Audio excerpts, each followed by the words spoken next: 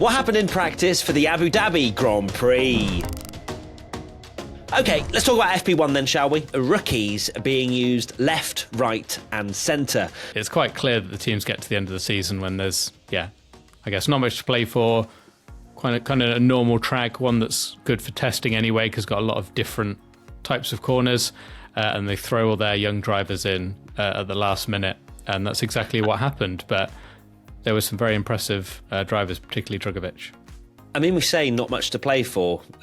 Ferrari and Mercedes are disputing second. P2.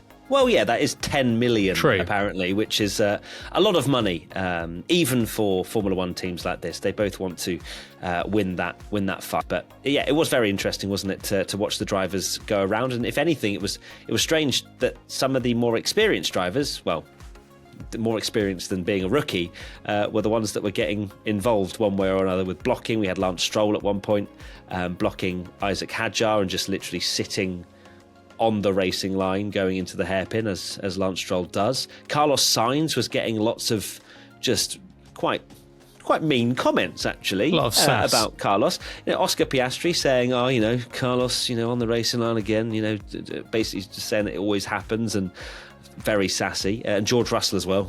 That was very dangerous. And sort of insinuating that perhaps Carlos Sainz deserved some kind of penalty. Although I feel like maybe he might be thinking karma when we go into FP2 chat. Yeah, it's very interesting to see the drivers run in FP1. The whole field's separated by 1.4 seconds. Behrman's close to his teammate, Schwartzman's close to his teammate, Drugovic has beaten his teammate. It's nice to see them actually do some competitive running where we can see what they can do. And it's no mean feat to jump in a car when the other driver's been driving all year and be competitive with them. So fair play to those guys. Question from Dakota Moyer. Of the rookies who participated in FP1, who would you rank as the most likely to secure an F1 seat in the future? Behrman, I think, is one, and I think Pourchaire is another. I don't think, obviously, either are going to get onto the grid next year because there's one seat remaining. But 2025, I think, will probably be the moment that we see perhaps the likes of Pourchaire and Behrman get that opportunity, because especially Behrman, he's impressed massively in the practice sessions that he's had. But then you've got Antonelli, for example, who's been jumped up from not even going through F3 straight to F2, and he is highly anticipated as a driver that could even make the grid for then. So there's plenty of young talent, but there's not a lot of seats at the moment. It's so difficult because I think Pourchaire is probably one of the best shouts, actually, because he's 20 years old. So he's got, he's looking very good. So I think he's gonna be one of those people that sits on the pit wall at Alfa Romeo, putting pressure on, particularly like Zhou Guan Yu, of like, if you don't improve, we've got a young driver waiting. So I'd say he's probably the favourite, I'd say. Right, let's talk about the almost huge crash between Mr. Logie Bear and Jack Doohan. For me, it's not Logan's fault, it's the team's fault. I think the team even were talking to him about his preparation lap, as opposed to, the Red Bull coming up, Alpine coming up behind him. So, but it was quite a close call. I think Jack Doohan in the car was a little bit flustered, and the team just chill out. All right, we're all good. It's okay. Because when you look at it, you go, there have been plenty closer incidents than that one. But of course, with Jack and the lack of experience that he has, it probably felt like a rather large missed call there. Yeah, it probably felt very scary. And the last thing, like realistically, the only thing you don't want to do in this session is have a big crash and cost the team money. So it probably felt a lot worse than it was.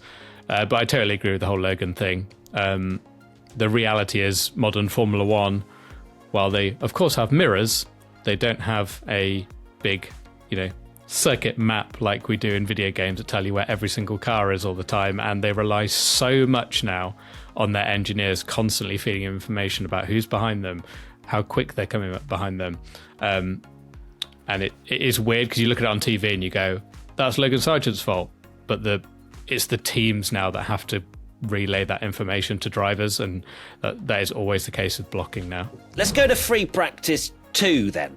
And the normal order was restored. No rookies in this session, and yet we had more red flags than the session where we had all the young drivers going around. The first and biggest moment was certainly Carlos Sainz at turn 3, who hit a bump, had a bit of dirty air from the car ahead, who was out of the way, but still disturbs a little bit of air, and just the Ferrari goes round. You look at the onboard, and there's nothing that Carlos could have done. It was just simply a combination of factors which meant that he lost the car and smashes into the wall. And the big thing for me that came from this is that after Brazil, I'm pretty sure Fred Vasseur said in one way or another that if they have another crash, they could be in a big trouble when it comes to the cost cap. And Carlos Sainz has crashed in free practice. So let's see how bad of a situation Ferrari are in terms of that, and whether they can repair the car. Hopefully they can, fingers crossed. But another sort of blow for Carlos Sainz in free practice in back-to-back weekends. We've seen this before, obviously with Lando in the last race. The cars are so on rails and so finely balanced that one little moment, you can't save it. You're just flying, you're spearing off into the wall. Yeah, and then the other crash was Hulkenberg almost immediately after the green light went on at the end of the pit lane, losing it at turn 1, which was a strange incident. It was just running slightly wide and then getting on the power and losing the rear end just through running that slight bit wide on the AstroTurf. And then again, we have another red flag, and things add up. It's not the end of the world. Max Verstappen's still probably going to win, but he wasn't in the car for FP1. He had about 15 minutes of running, maybe 20 minutes of running in free practice 2. It doesn't help. Question from I'm Anonymous 352.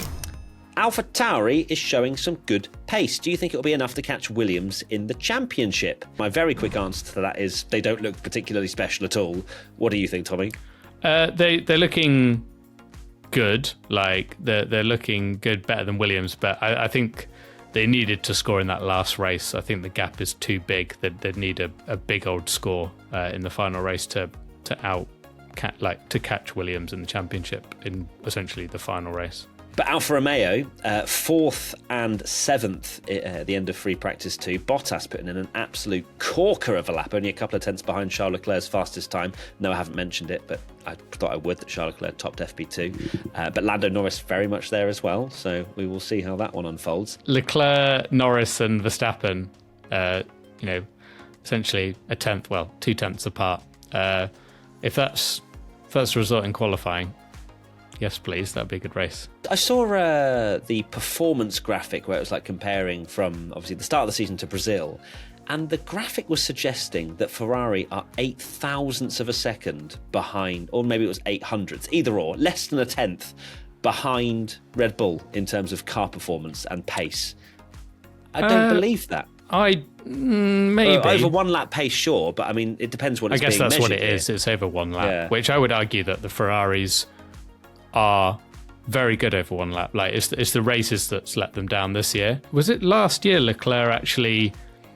They did a great strategy, and Leclerc ended up coming through the field, I believe, and beat Perez in the race. Yes, he did pass and So Ferrari have been in good here. So. Maybe it's the conversion.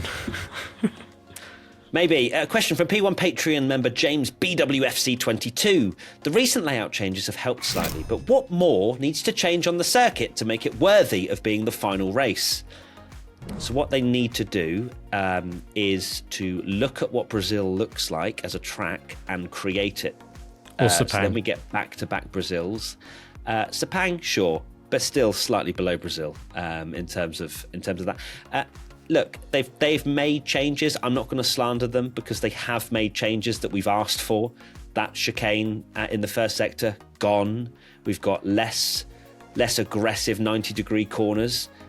I'm not going to judge it too harshly now. That I'm sure they could do other things, but right now they've taken a step forward, I'd say, with how the track is.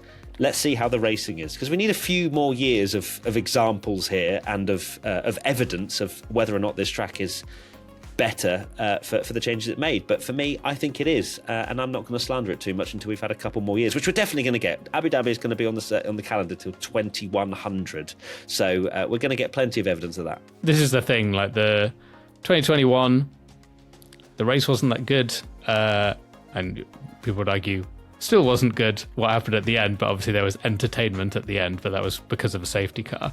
And then, of course, we've just done a Patreon podcast. This was before the track changes, but the other, you could argue 2 times where there's been a title decision, it's because the other car couldn't overtake, which is kind of not a great look.